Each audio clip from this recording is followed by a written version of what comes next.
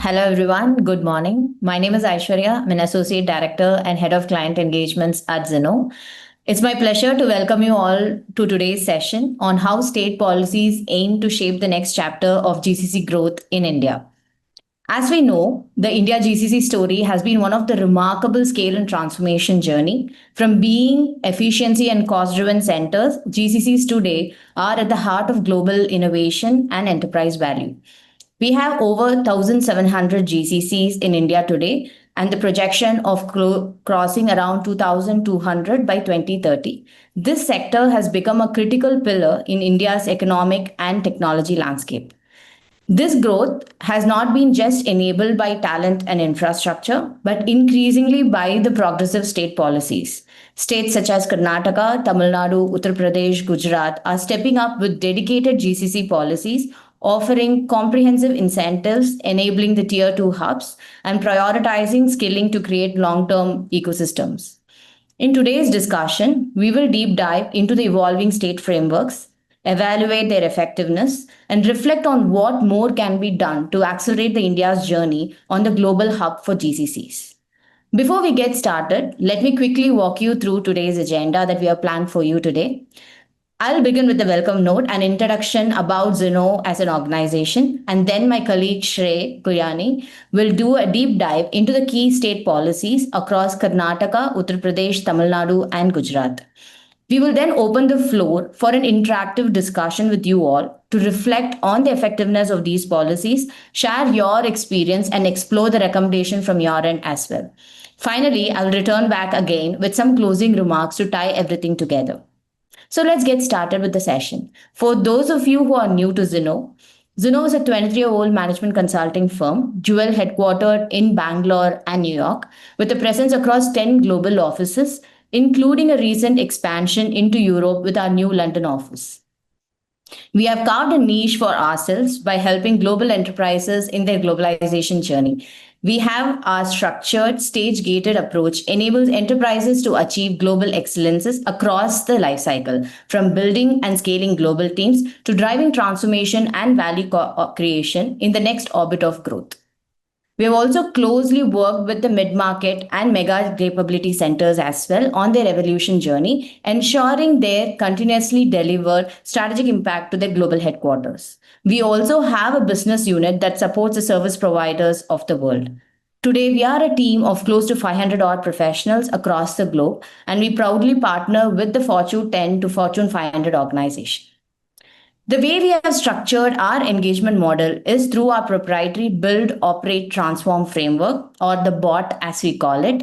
We start off with Build, where we lay the foundation of your capability centers, whether that's defining your portfolio or choosing the right location or building your initial capabilities. And then comes the Operate, which is all about helping you run the center with efficiency and maturity and governance model, chief of staff support, benchmarking, and various other best practices. Then finally, we move on to transform. This is where we help you to differentiate from your peers. From customer centricity and global leadership development to employer branding, this stage focuses on the sustainable long-term value. The BOT model is designed to meet you where you are, whether you are a new entrant to India or a scaling mid-market capability center or a matured hub ready for a reinvention. We do this globally and across vertical as well. This gives us a closer view of the specific work stream we engage in under the BOT phase.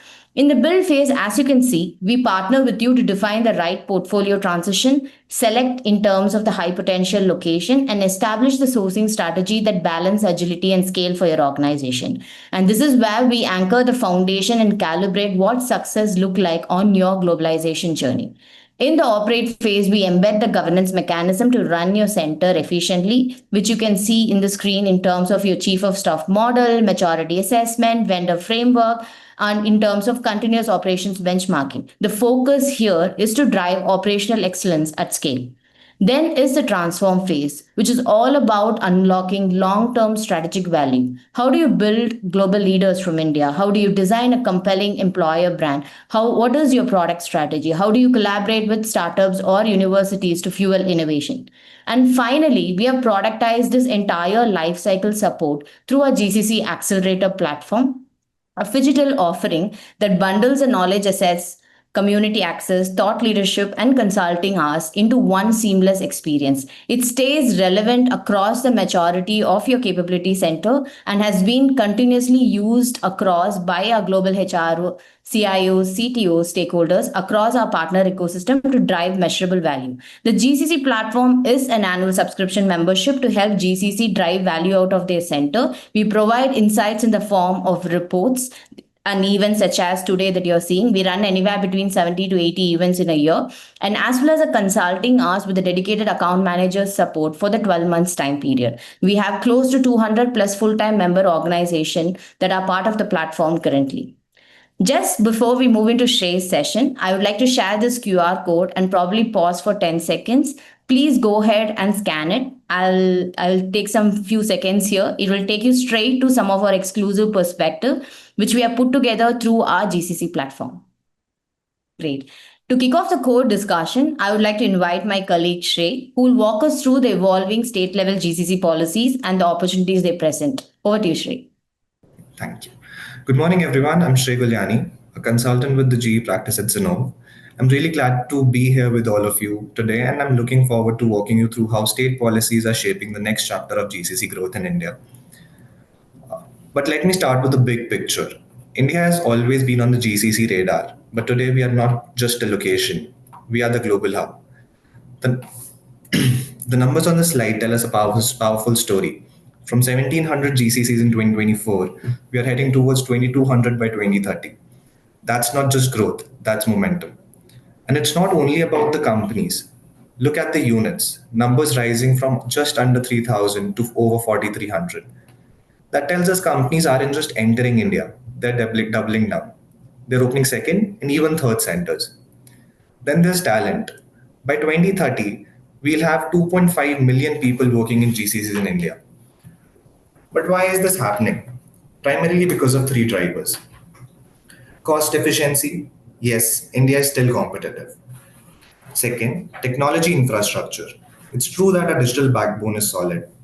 But most importantly, government support. And when I say government, I just don't mean Delhi.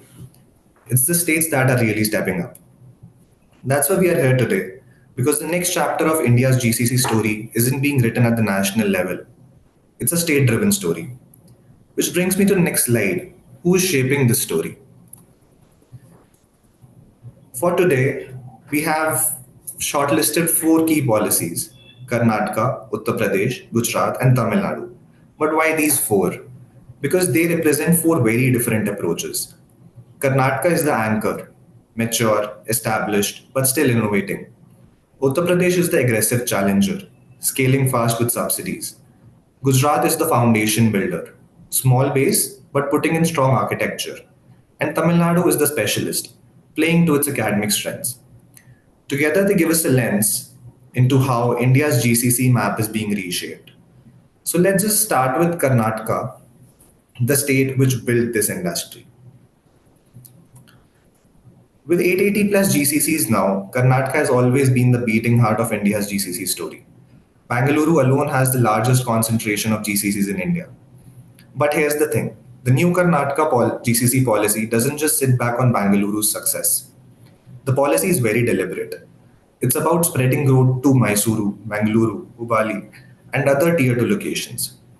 To facilitate this, policy offers distinct incentives for companies based in Bangalore and for those investing in regions beyond Bangalore and Karnataka. For GCCs in Bangalore, the policy offers support for establishing Center of Excellence with up to 40% funding on capital expenditure, capped at INR 4 crores, along with 50% reimbursement of patent filings up to a maximum of INR 2 lakhs. There's also quality certification financial assistance up to INR 6 lakhs. For regions beyond Bangalore, these incentives are available with even more generous capping and added incentives that are even more substantial. Companies can receive up to 40% support or INR 50 crore for large R&D focused setups beyond Bangalore, 50% rental assistance capped at INR 2 crores, and reimbursement of EPF contribution for the first 2 years as well. Also, there are some areas which are adjacent to Bangalore urban district, like Neelmangala and Hosakote, but are considered beyond Bangalore. So if a GCC is set up there, it gets the benefits of beyond Bangalore policies plus talent of Bangalore, making these locations even more attractive for GCC setups. All in all, this dual approach ensures robust growth for established hubs in Bangalore and greater encouragement for expanding engineering R&D operations throughout the rest of Karnataka. Well, that's Karnataka. Let's look at a very different play, Uttar Pradesh.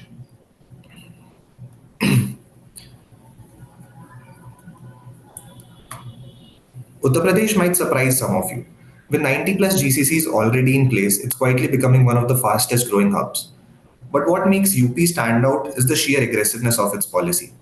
It's subsidy heavy, it's subsidy heavy, land, capital, operating expenses, payroll, even skill development.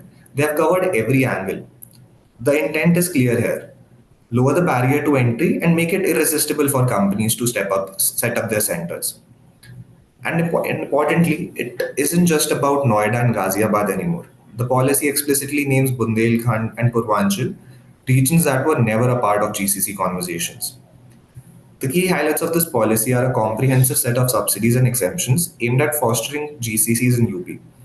Companies can benefit from land subsidies ranging from 30% to 50% depending on the region, receive 100% stamp duty exemption on purchase of lease of land, office space, or buildings for proposed projects. There's substantial capital investment support with a 25% subsidy on eligible capital investments, up to 10 crore for level 1 GCCs and up to 25 crores for advanced GCCs. These level 1 and advanced GCCs segmented on the basis of the investment they bring into the state, depending upon location to location, and also by the employment they generate.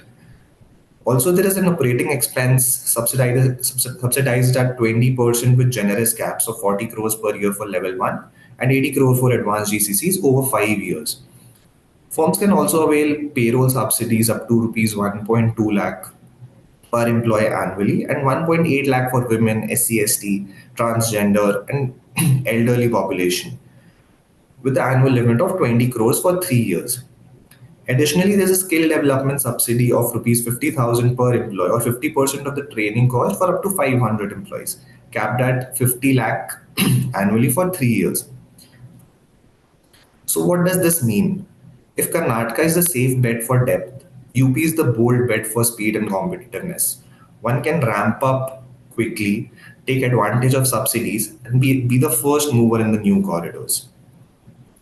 From UP's accelerating play, let's take a more measured approach and long-term approach, which is Gujarat. Now, Gujarat is interesting. Today, it has only 65 plus GCCs. That's a small base compared to Karnataka or UP. But the GCC policy of Gujarat shows a very different mindset. The policy offers capital expenditure and operational expenditure support, employment incentives, certification aid, and even power duty exemptions. In other words, Gujarat is building the foundation.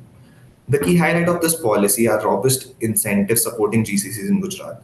Companies can receive capex support up to rupees 50 crores for category 1 and up to 200 crores for category 2.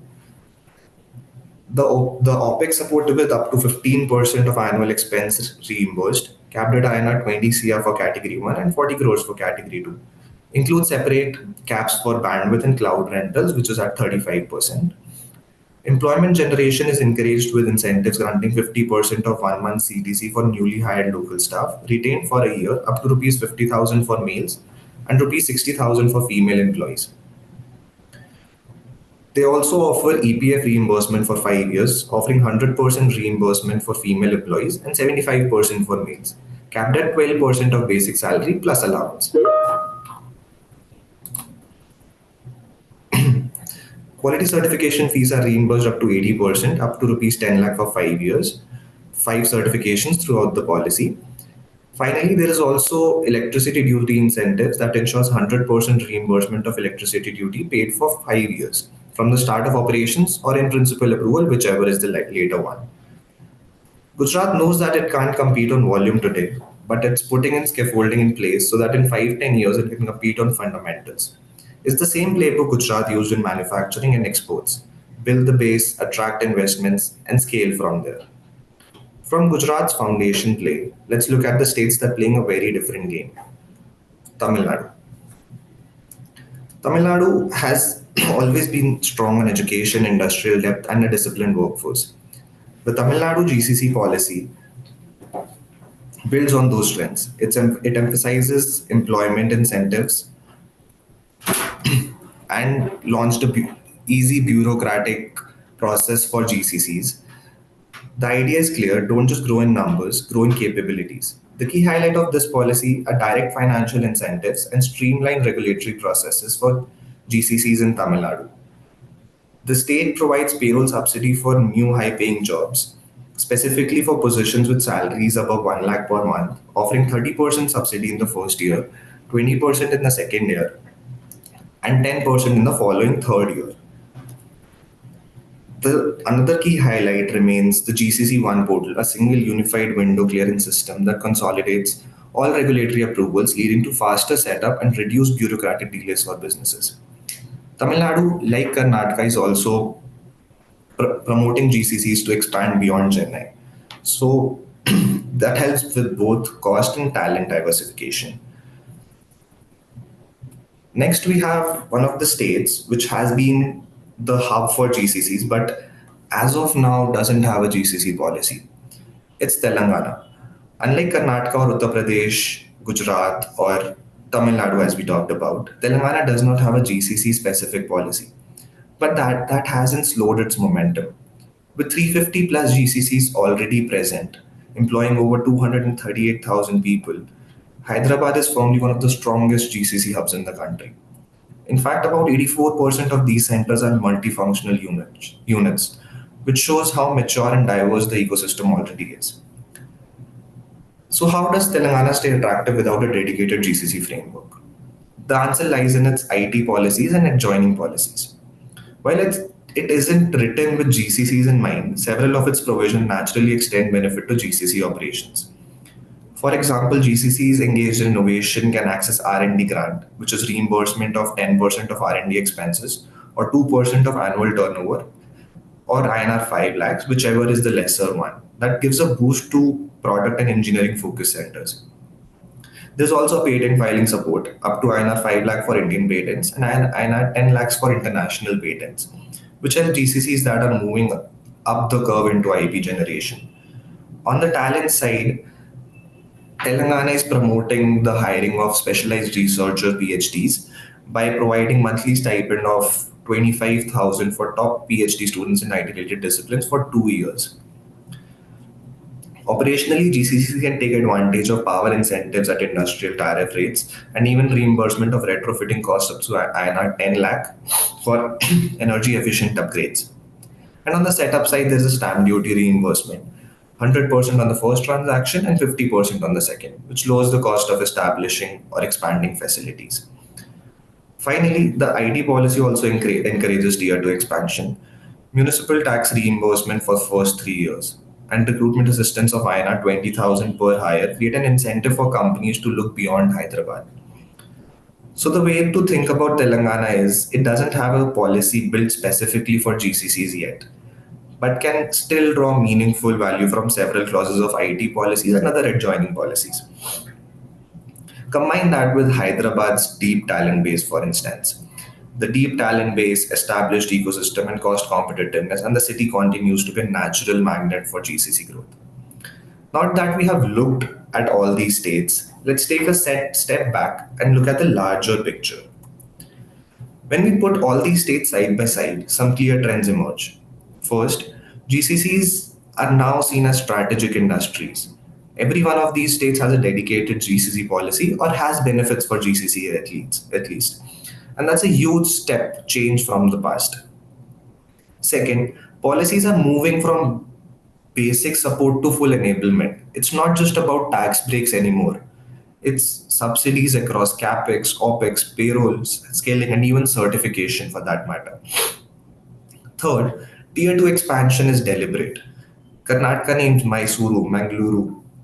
UP names Bundelkhand and Purvanchal. Tamil Nadu is moving beyond Chennai. The GCC map of India is being redrawn. Fourth, talent and skilling are at heart. All these policies emphasize building future ready skills. This isn't about adding headcount, it's about ensuring GCCs here can do complex work while upskilling the workforce of India. And finally, the big picture. States are competing for GCC investments. And in that competitiveness, the winner isn't just one or the other. The real winners are the organizations because now they have multiple policy options to shape their India strategy. So that's what we had for you all today. Before we move on to the questions, we have a quick question for you all from our end. We want to know that amongst any of these policies, have you leveraged any of the government incentives or support measures? You can feel free to scan the QR on the screen and give us your answers. We'll have a minute pause here.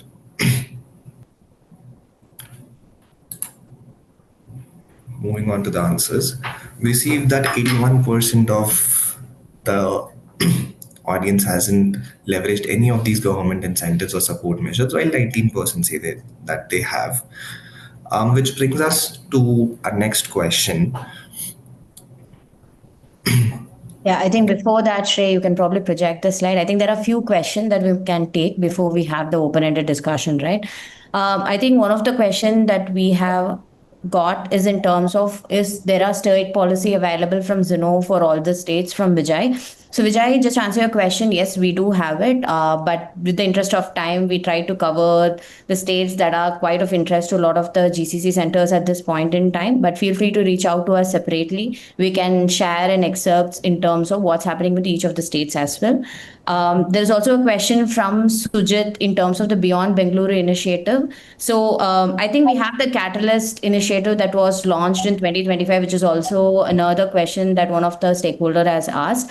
So it's kind of tied up, right? The Catalyst initiative is also created to support the Beyond Bengaluru initiative. We also know that the government of Karnataka works along with a lot of the GCCs to bring the GCC leaders to a lot of these locations. I think at this point in time, we have done 3 cohorts in Mangalore, Belgaum, and Mysuru. And the idea is to continue the conversation going for the cities beyond Bengaluru. And from a Catalyst initiative perspective, the idea is to improve the entire setup time to 45 days. And as you know, by the state policy, we already have close to 35% of the overall GCC here in Bengaluru. The idea is also to add another 500 plus GCC by 2029. So it's kind of intertwined at this point in time. But as we speak about it, one thing that we have noticed from a tier 2 city perspective is as only when the leadership team sits out of these location, we will have a lot more intake and growth in terms of these locations. So the idea is also to see how you can empower your leadership team to be in these places in the tier 2 and tier 3 location to ensure that a lot more talent gets migrated out there. So that's pretty much with it. And I think, yeah, those are the few questions that we have gotten it. And probably, Shrey, we can move to the next one. And there is also a question for you, Shrey, in terms of you in the previous slide that you covered. Can you please elaborate on terms of what do you mean by patent filing support in terms of 5 lakhs for India and 10 lakhs for global, which you have called out in one of the slider? If you can pick that up, we can move to the next section. Yeah. So patent filing support is given by Hyderabad and Karnataka. So it covers just the filing fees, which is capped at INR 2 lakhs for Karnataka and 5 lakhs for Hyderabad for domestic and 10 lakhs for international patent. So if a GCC in India is filing a domestic patent in either of these states, is registered in either of these states, they can avail this reimbursement of up to INR 2 lakhs in the case of Karnataka, 5 lakhs in the case of Hyderabad. While Karnataka doesn't mention explicitly for international patent filings, if a GC registered in India is filing an international patent from Hyderabad, they can avail up to 10 lakhs reimbursement fee for the patent filing. So I hope that answers. Yeah. It does. Thanks, Sri. You can probably move to the next slide. Meanwhile, there was a question from Nisha. So, the current geopolitical climate at this point in time is not affecting the GCC setups, Nisha, because even during the pandemic, this is a trend that we were anticipating, right? The entire GCC setups might slow down or anything, but in that just span of the 2 to 3 years, we saw close to 260 plus GCC being set up. I think it's a very similar sentiment at this point in time, but we might have to wait and watch to see if it's changing. But currently, as we speak, just this week, we had three GCCs being set up in India. So the growth seems to be business as usual at this point in time. Yes, Shay, we can move to the next one. Yeah. So as we see the results that 72% of you mentioned that you haven't leveraged any of these government incentive or support measures. 28% have leveraged some of these. So we want to know from you all that how effective have these policies been in driving value for your organization. And secondly, we would love to know your views on what are the other challenges or pain points that you would like the future policies to address, whether it be at a national level or at a state level further. Yeah. So if you can probably drop a note or probably raise your hand, we can unmute you. So we wanted to hear from the organization, especially from the 28% who said that you have utilized the state policies. Wanted to first check in terms of how effective they were. If you can either drop us a note or probably highlight, it'll be helpful for us to unmute you as well. So we have Sandeep Sawant. He messaged in the chat box. The process of claiming these incentives can be very discouraging. He's suggesting. Got it. Hi, Sandeep. Hi, Shreya. Hi, Shreya. Hi. Thank you so much, Sandeep. Can you please elaborate in terms of how it has helped you? We'd be happy to hear it from you as well. What I was saying is claiming these incentives can be a challenging activity. Okay. Okay. Filing all the paperwork, which window to get clearance from, that is where people say, okay, forget it, let's not bother about the 5 lakhs, carry on. So your answer is pretty much for the next question that we have in terms of the challenges or pain points in terms of the policies. Is Yeah. there any other additional pain points that you wanted to share, Sandeep, apart from this? So dealing with all the government incentives on screen, they look very nice. When you actually hit the road, getting to those government offices, CAs, whoever you need to prove all these things, right? That's where the real challenge becomes. And then you need this middlemen to sort out things or whatever you want to call them. So Got it. Thanks, Sandeep. Thanks for your inputs here. Aish, we also have one question from Dinesh Shah. He's asking, can current GCC also avail benefits of only new GCC or can get the benefit in respective states? Yes, the current GCCs can also avail the benefits, but I will let Shrey expand on it. Thanks. So there are some policies which are only applicable to new GCC setups, which is like reimbursement for hiring to give a hiring boost. But for the current GCCs also, there are certain policies which would be applicable. For example, patent filing support, as we talked about, or other policies like skilling incentives, capex incentives, opex incentives. All of these would be applicable, but certain policies like as we talked, the to give a hiring boost, that would be only applicable to the newer GCC setups. So it's a mix of both.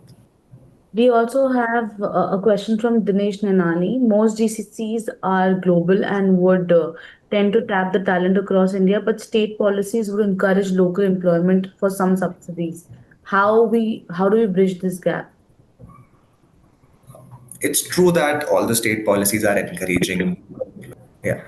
So as I was mentioning that while all state policies encourage local employment, but it is not just that you will get those incentives only if you hire the local talent. The caps would be higher for hiring their local employees.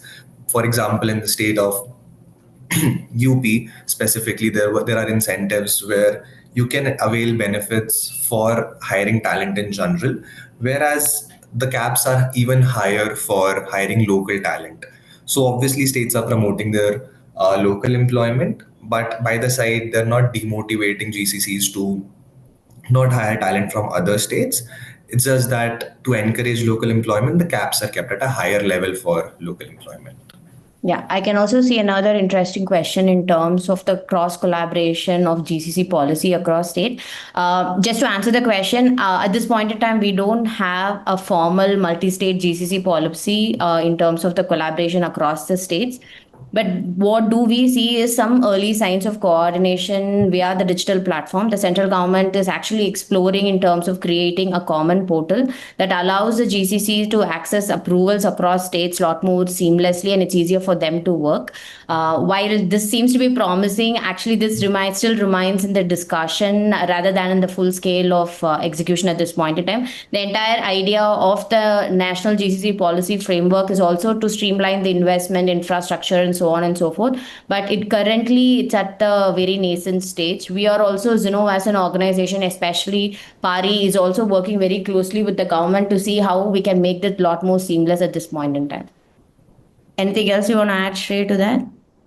No, Aishwarya. I would just like to double click on the second question, that what are the additional challenges or pain points that you would like the future policies to address?